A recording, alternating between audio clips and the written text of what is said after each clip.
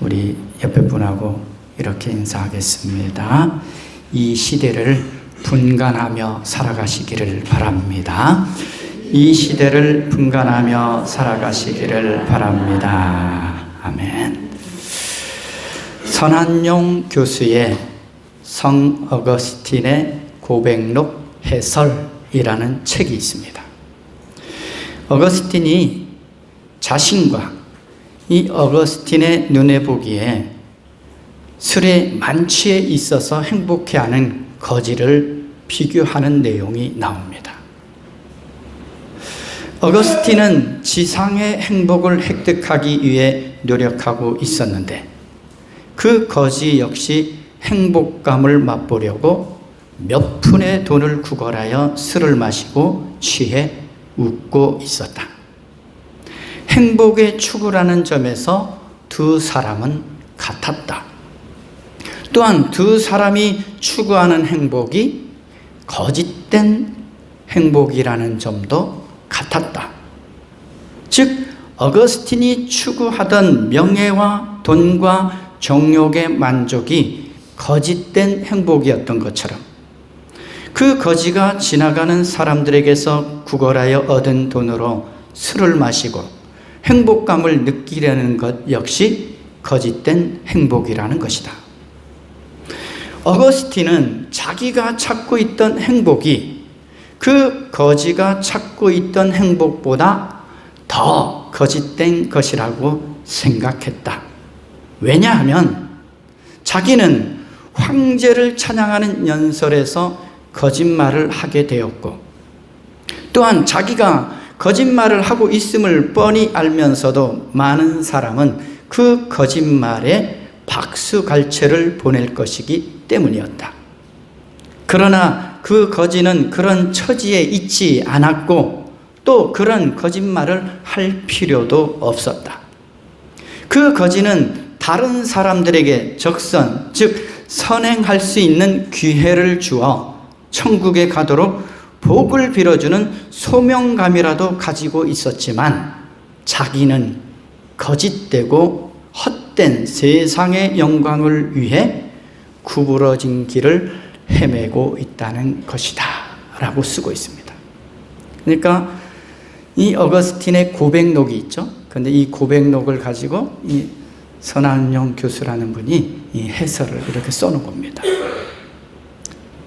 사랑하는 교회 여러분, 우리는 거짓된 모습으로 세상의 헛된 영광을 구하는 위선자의 삶이 아니라 진실한 믿음의 삶을 통해서 참된 영광을 구하는 삶이 되어야 합니다. 어거스틴은 우리가 후에는 성 어거스틴이라 불릴 정도로 변화되었지만 그의 인생은 참으로 이단 사이비도 오가고 삶도 부도덕한 삶으로 살았던 사람입니다. 어거스틴은 한마디로 위선적인 삶을 살았고 거짓 행복을 추구하는 삶을 살았음을 우리가 알 수 있습니다. 후에 어거스틴은 자신이 위선적인 삶을 살았음을 하나님의 말씀을 통해 깨닫게 되었습니다. 주님이 다시 오심을 기다리며 또한 지금 주님 안에서 살아가는 우리는 말씀을 통해 우리 자신을 들여다보고 거짓과 위선을 벗어버리고 새로운 피조물로서의 삶을 살아내야 합니다. 우리 인생은 그냥 사라지는 게 아니죠. 살아내려고 무던히 힘써야 하는 것입니다. 오늘 본문은 주님이 오시는 때와 관련된 말씀입니다. 예수님께서는 앞부분인 35절에서 48절에서 주님이 오시는 때를 기다리며 깨어 준비되어 있어야 한다라고 강조하셨습니다. 그리고 나서 오늘 본문 49절에 이렇게 말씀하는 거죠. 나는 세상에다가 불을 지르러 왔다라고 말씀하십니다. 이 불은 어떤 의미가 있을까요? 불은 구약 성경의 비유에서는 이 종말의 때에 하나님의 백성을 정결케 하고 새롭게 하는 수단으로 나오는 것이 불이기도 합니다. 또한 불은 예언자들의 입을 통해 나오는 하나님의 심판을 뜻하기도 합니다. 그리고 하나님 나라에 심판하시는 메시지를 전해줄 성령, 곧 하나님의 영을 말할 때도 이 불이 임했다라고도 표현합니다. 우리가 그래서 오순절 다락방에 불같이 임한 성령이라고 표현하잖아요. 이와 같이 예수님께서 세상에 불을 지르러 오셨다라는 것은 세상으로부터 자기 백성을 구분하셔서 구원하시려는 이 하나님의 손길을 의미합니다. 왜냐하면 불은 어떻게 합니까? 더러운 것들을 태워버리잖아요. 정결케 하는 역할도 하잖아요. 오늘 성경인 정경에 들어있진 않지만 위경이라고 불리는 성경이 있습니다. 그 위경이라고 불리는 이 도마복음에 보면 예수님의 이런 말씀이 있습니다. 누구든지 내게 가까이 있는 자는 불에 가까이 있고 내게서 멀리 있는 자는 그 나라로부터 멀리 있다. 그러면 여기에 불은 무엇을 의미할까요? 내게 가까이 있는 자는 불에 가까이 있다. 여기서 불은 성령님을 의미하죠. 즉 예수님 가까이에 있다라는 것은 성령님이 함께 하시는 거잖아요. 이 말씀은 주님과 가까이 있는 자는 성령님과 가까이 있을 뿐만 아니라 하나님 나라가 가까이 있는 삶을 살고 있고, 주님과 멀리 있는 자는 하나님 나라와 멀리 있다는 의미입니다. 오늘 우리는 정말 주님과 가까이 하는 삶, 그런 삶을 살고 있습니까? 아니면 주님과 너무 멀리 떨어져 있는 그런 삶을 살고 있지는 않습니까? 또한 50절에 보면 예수님께서 이렇게 말씀하십니다. 그러나 나는 받아야 할 세례가 있다. 그 일이 이루어질 때까지 내가 얼마나 괴로움을 당하는지 모른다 라고 말씀합니다. 세례는 누가 받습니까? 세례는 죄 있는 사람이 받는 겁니다. 왜냐하면 회개하면 세례받고 죄 용서받고 구원을 누리게 되죠. 그런데 예수님께서 나는 받아야 할 세례가 있다라고 말씀하시는 거예요. 예수님이 죄 있으신 분입니까? 예수님은 죄 없으신 분이십니다. 그런데 여기서 예수님께서 받아야 할 세례는 무엇을 말합니까? 즉 예수님께서 십자가에서 죽으실 것임을 의미하는 말씀이죠. 세례의 의미 속에 여기 들어있잖아요. 세례는 우리 자신이 죽는 거잖아요. 내 안에 예수님으로 사는 게 바로 세례잖아요. 이 세례의 의미가 여기 있잖아요. 즉 예수님의 십자가의 죽음을 의미하는 것인데, 예수님의 십자가는 아주 중요하죠. 하나님 나라를 성취하신 곳이 십자가죠. 즉 하나님 나라를 현실화시켜 주신 곳이 십자가예요. 예수님께서 그런데 왜 제자들에게 이러한 말씀을 해 주셨을까요? 예수님이 오늘 제자들에게 요구하고 있는 것은 예수님을 믿고 따를 때에 성령님께 자신을 내맡기고 예수님처럼 믿음 가운데 살아가면서 고난이 있지요. 그러나 죽음까지도 기피하지 말라라는 것입니다. 내가 얼마나 괴로움을 당하는지 모른다라는 예수님의 말씀처럼 제자들도 그 괴로움을 감당하는 하나님 나라의 복음을 위한 삶을 살아야 한다는 말씀인 것이죠.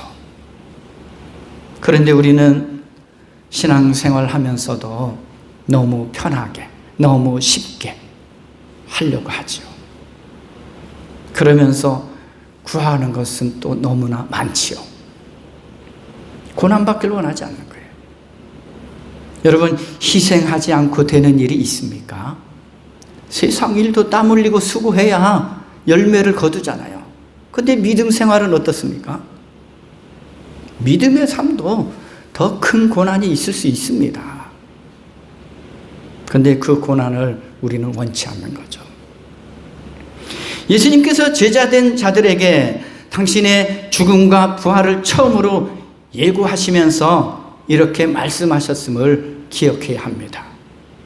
그때 예수님께서는 제자들에게 말씀하셨다. 누구든지 나를 따라오려거든 자기를 부인하고 제 십자가를 지고 나를 따라오너라. 자기를 부인하고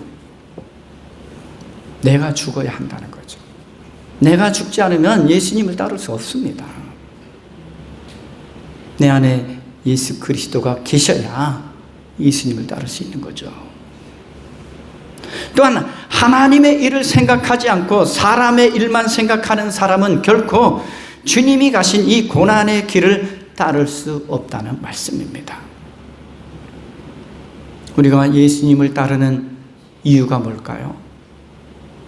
왜 예수님을 따르죠? 고난을 피하기 위해서입니까?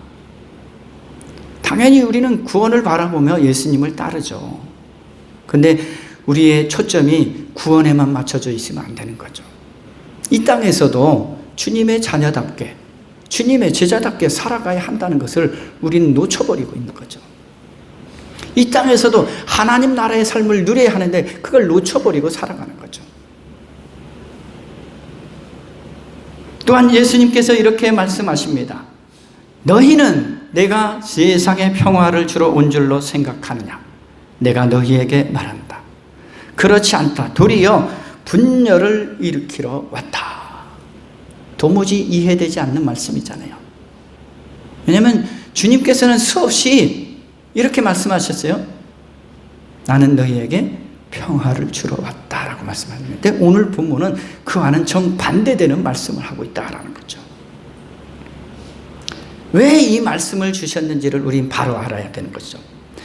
이 말씀은 사람이 예수님이 선포하신 하나님 나라의 복음에 대한 소식에 어떻게 처신하느냐, 그의 초청에 따를 준비가 되어 있느냐, 또는 어느 정도로 주님을 따를 준비가 되어 있느냐에 따라 누군가는 화평을 누리게 되고 누군가는 분쟁을 치를 수밖에 없다는 말씀입니다.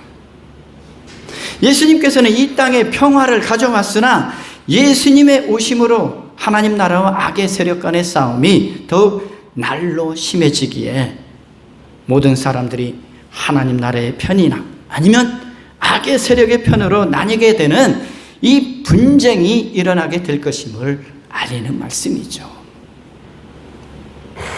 예수님께서 세상에 오신 목적이 바로 이 갈등과 분쟁을 통해서 하나님 나라에 속한 자들을 구별하려는 것임을 말씀하고 있는 거예요. 예수님이 기준이죠. 예수님을 따르는 자가 있고 예수님을 따르지 않는 자가 있다라는 거죠. 여기에는 분쟁과 갈등이 있을 수밖에 없다라는 것을 보여주는 거죠. 주님께서 오심에 대해 맞이할 준비가 되어 있지 않고 주님을 따를 준비가 되어 있지 않은 사람과 주님이 오심을 깨어 준비하고 고난의 길일지라도 주님을 따를 준비가 되어 있는 사람은 나뉠 수밖에 없다라는 것입니다. 여러분, 편하게 신앙생활 하려면 신앙생활 할 수 없습니다. 그러다 보면 어떻게 합니까? 세상으로 달려갈 수밖에 없는 거죠. 세상 가치를 추구할 수밖에 없는 거죠. 그러면서 예수님께서는 무리에게도 말씀하십니다. 제자들에게만 말씀하시지 않죠. 오늘 무리에게도 이렇게 말씀하죠. 너희는 구름이 서쪽에서 이는 것을 보면 소나기가 오겠다고 서슴지 않고 말한다. 그런데 그대로 된다. 또 남풍이 불면 날이 덥겠다고 너희는 말한다. 그런데 그대로 된다. 위선자들아, 너희는 땅과 하늘의 기상은 분간할 줄 알면서 왜 이때는 분간하지 못하느냐. 사람들이 날씨의 징조들에는 상당히 영리하면서도 하나님으로부터 오는 표징은 깨닫지도 못하고 알지도 못하는 어리석은 모습을 가지고 있다라고 지금 무리들에게 말씀하고 있는 거죠. 팔레스타인의 농부들에게는 이 기후의 변동이 아주 중요한 의미를 갖습니다. 이 팔레스타인의 경우 일반적으로 비는 늘 어떻습니까? 구름이 서쪽에서라고 표현했죠. 팔레스타인의 서쪽에는 뭐가 있습니까? 지중해가 있잖아요. 지중해. 그래서 이 지중해로부터 구름이 이동해 오면 비가 올 것이구나 라고 생각을 하는 거죠. 일단 오늘 동쪽과 남쪽에 있는 아라비아 사막 지방으로부터 불어오는 바람에는 사막에서 불어오는 바람이잖아요. 그래서 항상 더운 열기가 담겨 있는 거죠. 그런데 그들이 이렇게 날씨의 변화에 대해서는 민감하면서도 그들이 살고 있는 시대의 중요성에 대해서는 둔감하다라는 것이죠. 그래서 예수님은 그들의 눈앞에 벌어지는 기상현상을 잘 아는 것보다 더 중요한 예수님이 행하시는 일들을 바라보는 것입니다. 예수님이 하시는 사역과 하나님 나라의 복음을 듣고 그것이 의미하는 표징을 잘 깨달으라는 말씀이죠.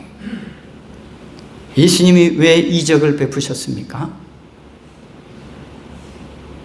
우리도 그 이적을 한번 경험하기 위해서요?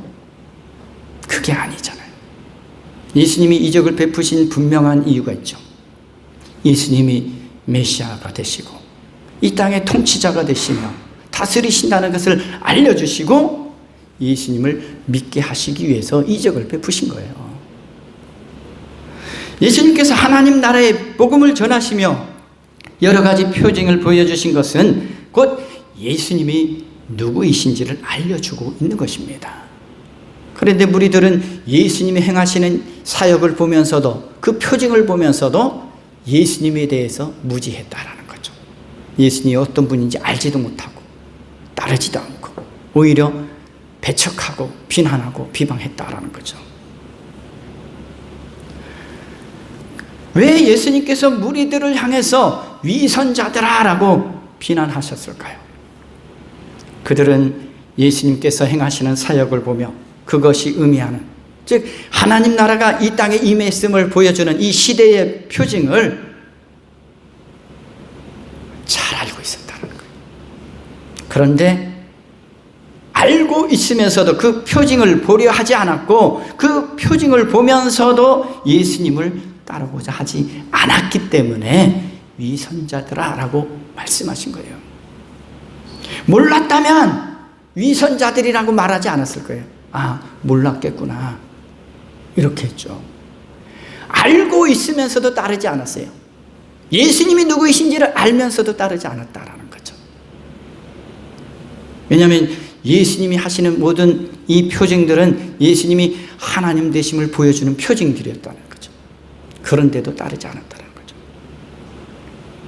예수님께서 행하시는 일들을 보며 시대의 표징에 대해서 올바른 판단이 서면 이제 무엇을 해야 하는지에 대해서도 올바른 판단을 해야 했습니다. 그런데 어땠습니까? 올바른 판단이 섰는데도 불구하고 올바른 선택을 하지 않은 거죠. 상황의 심각성을 알게 되면 현명하고 지혜로운 행동을 해야 됐는데 여전히 그들은 어떻습니까? 깨어있지 못했다라는 거죠. 주님 다스림 안에 살아가지도 않고 주님 맞이할 준비도 하지 않고 살아갔다라는 거죠. 그들은 예수님의 사역의 의미를 보지 못하고 있으며 보려고 하지도 않았다라는 거죠. 그들은 지금이 중요한 결단을 해야 할 위기의 때인 것을 깨닫지 못했던 것입니다. 그들은 예수님의 사역을 보면서 하나님 나라가 그들에게 임했음을 깨달아야 했다라는 것이죠.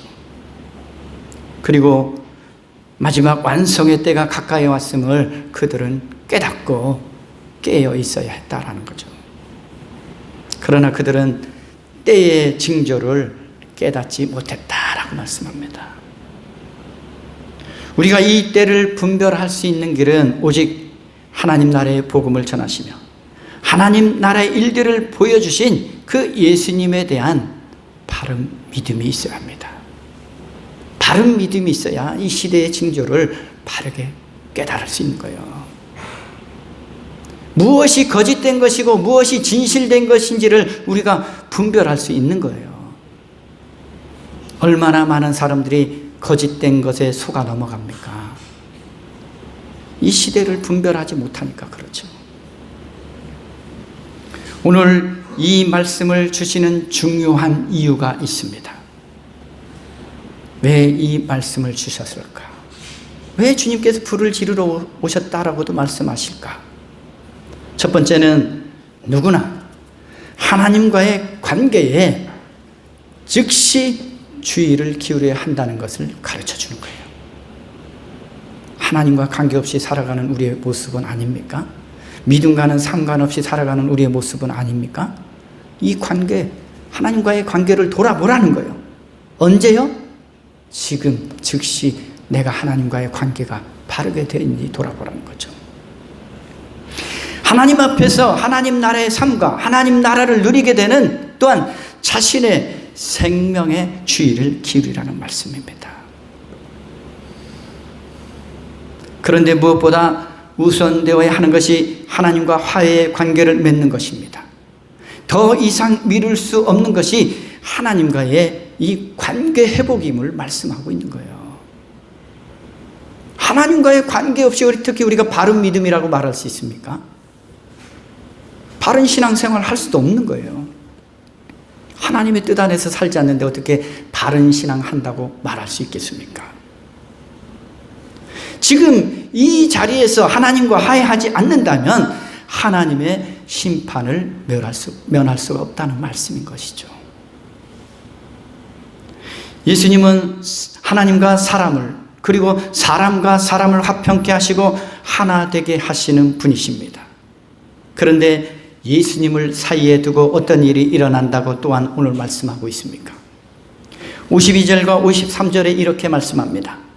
이제부터 한 집안에서 5 식구가 서로 갈라져서 셋이 둘에게 맞서고 둘이 셋에게 맞설 것이다.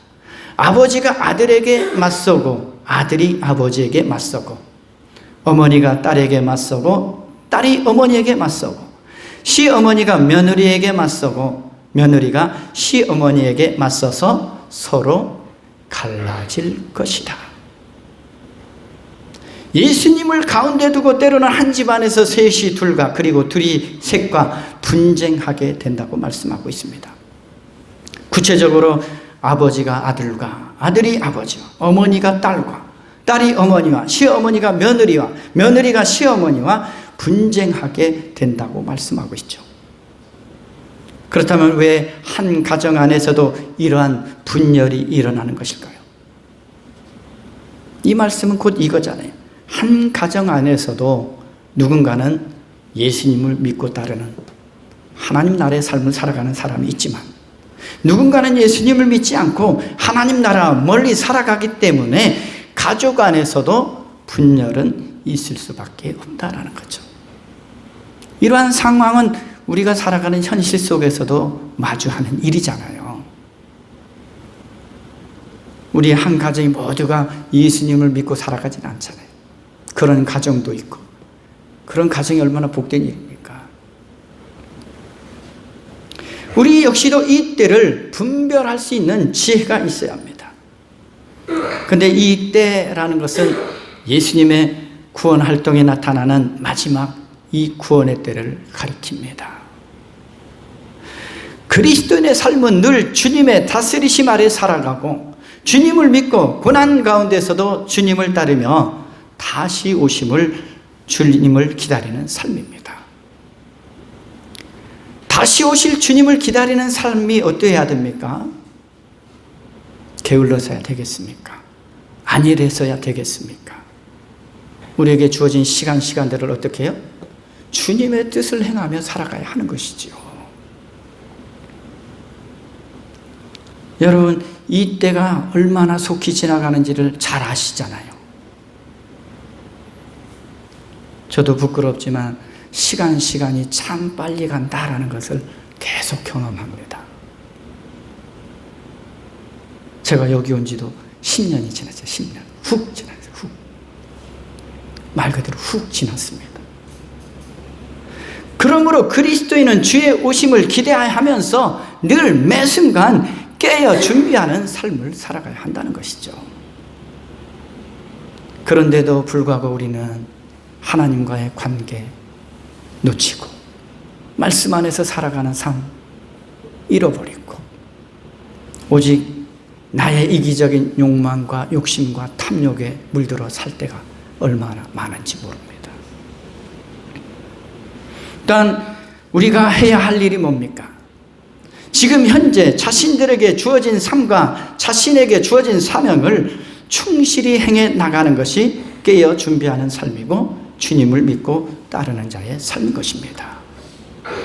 깨어 준비하고 있으라라고 말씀하니까 모든 건 내팽개치라는 말씀이 아니죠. 내게 주어진 삶의 자리에서 맡겨진 일들이 있잖아요. 그 일을 행하면서도 어떻게 해요? 내 삶 속에서, 내 일터 속에서 주님의 뜻이 나타나기를 간구하면서 살아가는 거예요. 모든 건 내어놓고 그냥 앉아서 기도만 하면 되는 게 아니라는 거죠. 내 삶의 터전에서도 그리스도인답게 살아가는 게 깨어 준비하는 삶이잖아요. 예전에 제가 못 갔다는 이 시에 대해서 한번 말씀드린 적이 있잖아요. 주님을 어떻게 기다려요? 그 못 갔다는 밭에서 일하면서 주님을 기다리는 거예요. 일하면서도 어때요? 주님을 기다리는 마음으로 살아가는 거죠. 주님의 백성다운 모습을 나타내는 거예요. 일터에서도. 이게 깨어 기도하는 삶이고 준비된 삶이죠. 우리가 세상에 나가서 얼마나 많은 사람들을 만납니까? 그곳에서 깨어있는 삶은 뭘까요? 사람들에게 선한 영향력을 끼치는 거예요. 내 이기적인 욕심대로 하면 선한 영향력이 될 수 없습니다.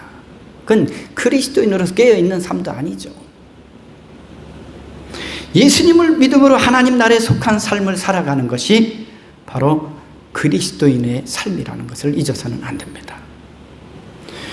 오늘 우리는 예수님 안에서 하나님 나라의 삶을 누리고 있는지 또한 돌아봐야 합니다. 하나님 나라를 누려야 돼요. 괴로움이 있잖아요. 아픔도 있잖아요. 슬픔도 있잖아요. 고통도 있습니다. 염려도 있어요. 우리 삶에 모든 사람에게 있어요. 그런데 우리는 희망이 있잖아요. 이 모든 것을 회복하실 주님이 함께 하시고 이것을 회복시켜서 새롭게 하시는 분이 함께 하시잖아요. 그것을 누릴 줄 알아야 됩니다.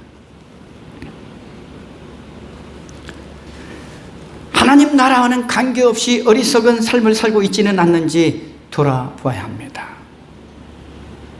하나님 나라의 삶을 누리는 길은 예수 그리스도의 다스림 안에 살아가는 겁니다. 예수 그리스도의 다스림 안에 살아간다는 것은 그 속에 예수님을 향한 믿음이 있다는 거죠. 난 예수님이 가신 그 고난의 길도 따라가겠다는 것이죠. 그 고난의 길일지라도 주님이 나에게 주신 십자가가 있다면 그것을 지고 따르겠다라는 거죠.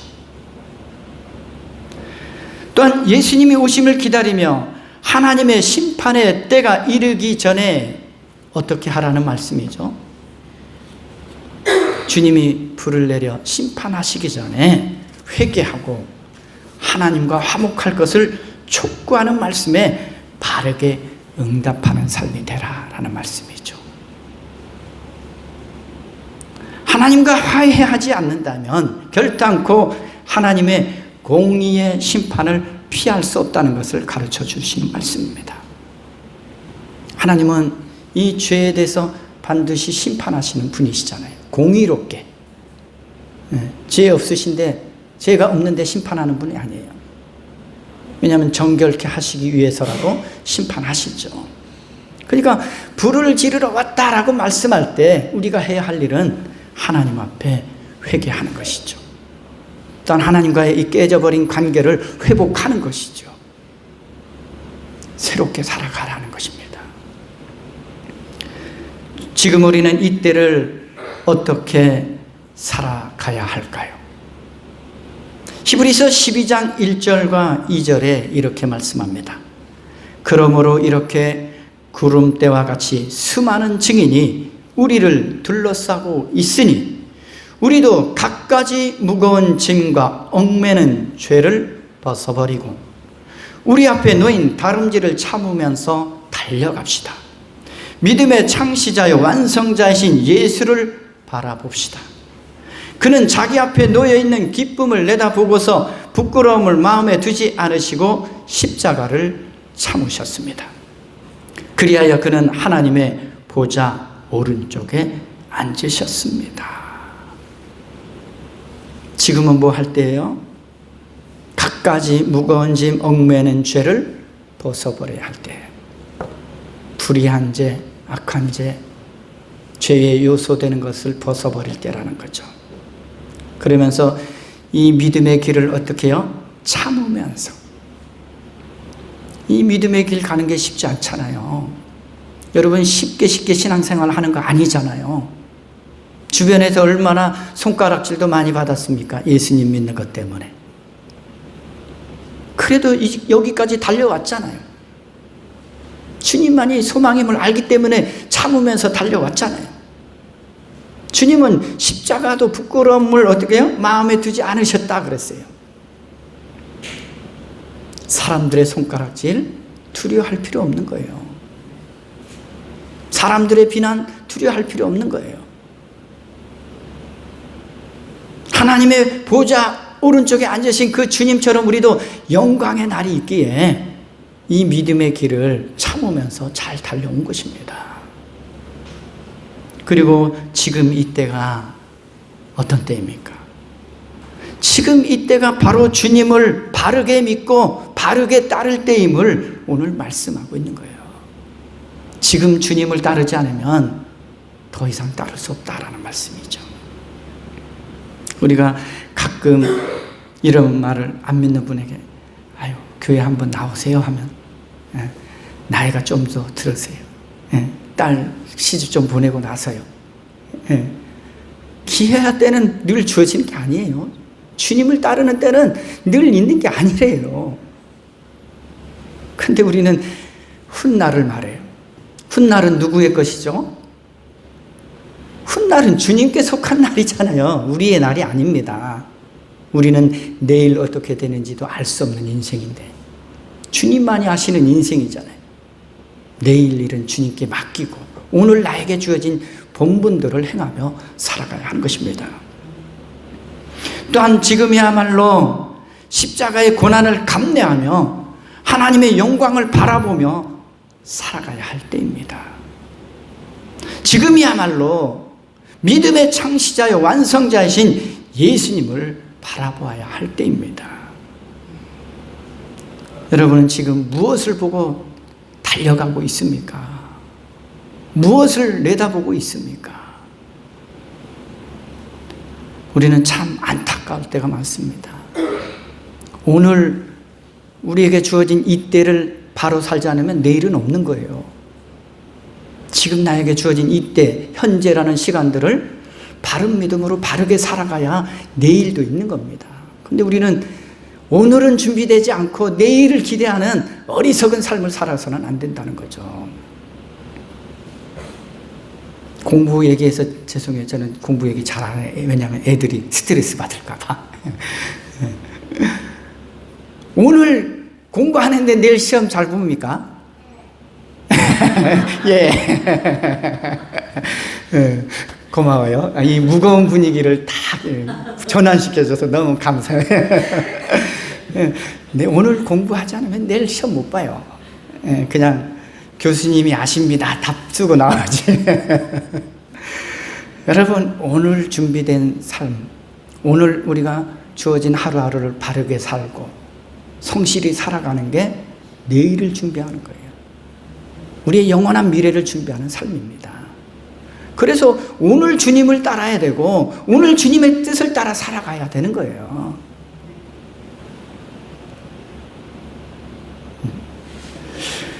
사랑하는 교회 여러분, 오늘 이때를 분간하지 못하는 사람들을 뭐라고 불렀습니까?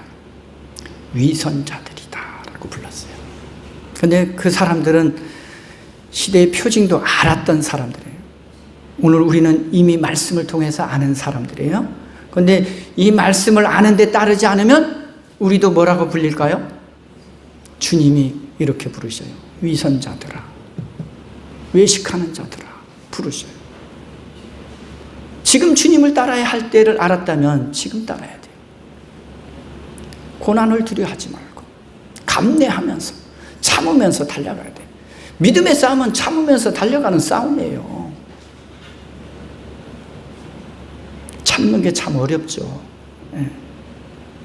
우리 안에 그냥 주님이 아니라 화가 사는 것처럼 우리가 살 때가 많잖아요. 이때를 분간할 줄 알고 지금 내가 이때에 뭘 해야 될까 생각할 줄 아는 삶이 되시기를 바랍니다. 지금 주님을 따르시고 지금 주님의 다스림 안에 살아가시고 지금 여기서 하나님 나라를 누리셔요. 여기서 못 누리는 하나님 나라의 기쁨, 평화를 어떻게 죽어서만 누릴 수 있습니까? 이 기쁨을 지금 누리지 못하는데. 주님은 오늘도 우리가 하나님 나라의 기쁨과 평화를 이 땅에서부터 누리기를 원하셔요. 그리고 이것이 영원토록 지속되는 것이죠. 여러분, 지금 예수님을 바라보아야 할 때입니다. 일단 주님 안에서 주님의 선하신 뜻을 따라 바른 믿음으로, 바른 삶으로 영광 돌려야 할 때임을 잊지 마시고 살아가시기를 주님의 이름으로 기원합니다. 기도하겠습니다. 자비하신 하나님 아버지, 저희들이 이때를 잘 분간하여서 지금 어떻게 믿음 안에서 바른 믿음, 바른 신앙생활을 할 수 있을까를 생각하는 삶이 되게 하시고, 하나님과 멀어지고 깨어진 관계가 있다면 회복시켜주시는 그 주님을 의지하게 하시고, 더 나아가서 우리 사람과 사람 사이의 이 관계도 회복시켜 주셔서 함께 하나님 나라를 누리게 하여 주옵소서. 감사드리며 예수 그리스도의 이름으로 기도드립니다. 아멘.